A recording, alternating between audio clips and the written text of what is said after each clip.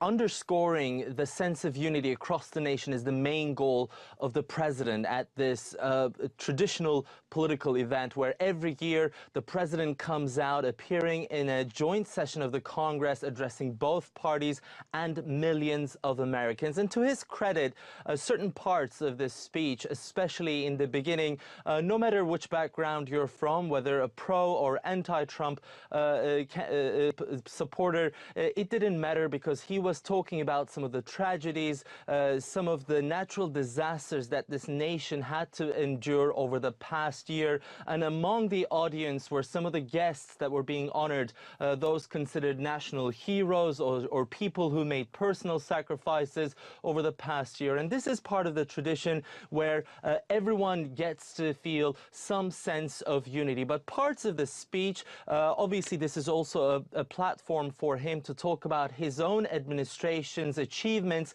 and those specific parts, not everyone in the room would necessarily agree. For example, one of the focal points for him was talking about how his administration brought about the biggest tax cuts and reform, as he called it, claiming that it brought tremendous relief to thousands and hundreds of thousands of middle-class Americans and small businesses. And as we also heard moments ago, he's now defining this as the new American moment, claiming that there's never been a better time to start living the American dream. He also talked about how he took great pride, rather, in how his administration eliminated more regulations than any other, talking about war on American energy, as he called it, war on clean coal, and even unfair trade deals. So all of these incidents from the past year he calls achievements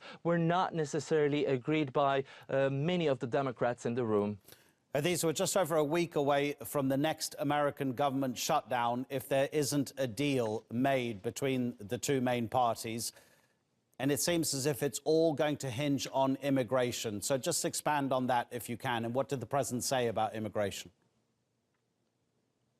Well, exactly. That is still the main sticking point at the Congress right now. And this is why one of the big suggestions he brought to the table tonight was all about immigration reform. He called it a framework with 4 pillars. It was a suggestion coming from the president. He said he's ready to open the path to citizenship for some 1.8 million undocumented people here in America. But he said that's only going to be possible if they agree to a wall that he still insists to be constructed at the border with Mexico, which would cost the Congress some $25 billion. That's obviously an excessive amount of budget that's being requested for that wall. But also he wants to scratch the idea of a visa lottery.